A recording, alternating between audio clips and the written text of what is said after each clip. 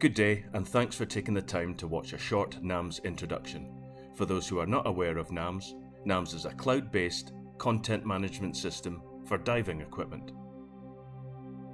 As you can see, I've opened my browser and gone to www.namakaams.com, and shortly we'll log in and show you how an asset is added, certified, and show how this all connects to an IMCA D023 live design document. The user will enter the details into the username and password fields, then clicking the blue login button. You can now see that I'm logged in and have been taken directly to the dashboard for Air Diving System 001.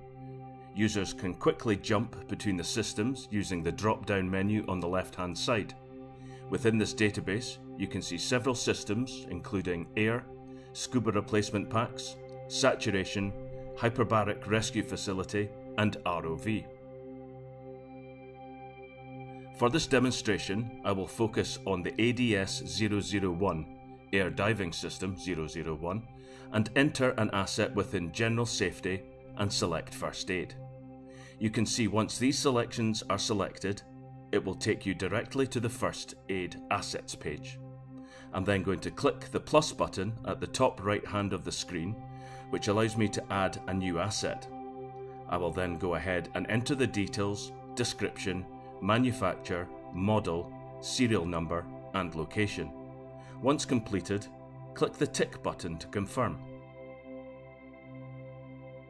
You can now see that an asset has been created and has been assigned an asset ID, which produces a QR label, which can be printed, then attached to the assets, allowing you to scan and manipulate with your mobile device.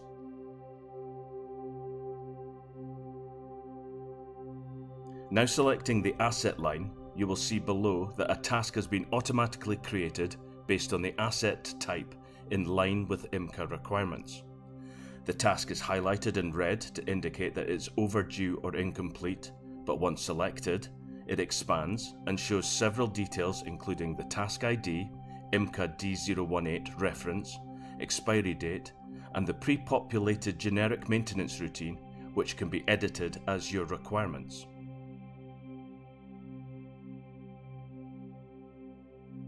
We will go through the renewal process by clicking the Renew button, which loads the renewal screen.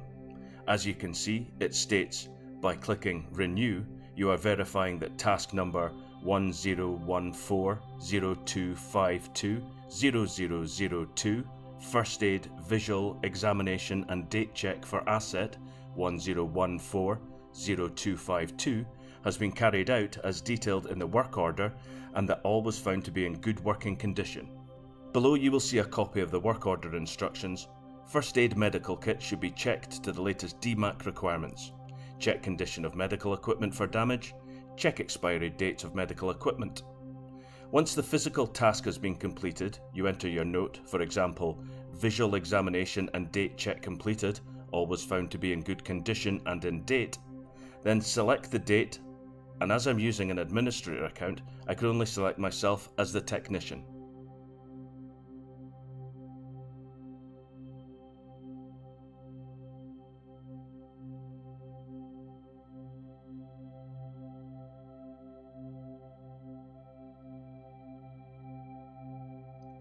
You then assign any spares used, if any.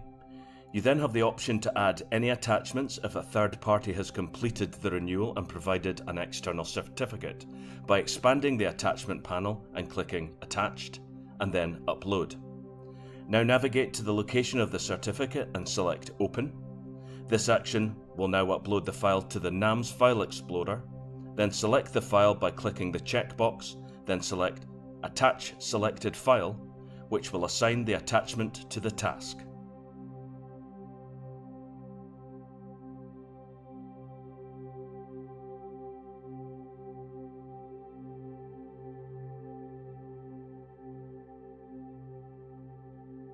Once you are happy with the information you have entered, select Renew. As you can see, you will be returned to the Asset screen with the task changed from red to blue, meaning the task is in date. You will also notice an entry has been added to the audit log, allowing you to track the history of the asset. It will show the date, the task was completed, the task's ID, task type, renewal notes that were added, and the technician's name that completed the task. You also have an option to open the log to see any additional information. Finally, you have Cert, and when clicked will produce a PDF copy of a certificate. I will add here that this is an electronic copy of the task in a certificate format that can be downloaded and distributed. This is an alternative option to giving clients an auditor's account, which allows external users to log in without having to create paper copies. We will now return to the dashboard, where the information has been added to the pie chart, and as you add more, will be further populated. Now I'll select Update from the design report to see how the task information is connected to the design report. Once the report has loaded, navigate to item 9.3 Validity, which states the equipment must have been checked for integrity within the last 6 months, with the date the next check is due clearly marked on it.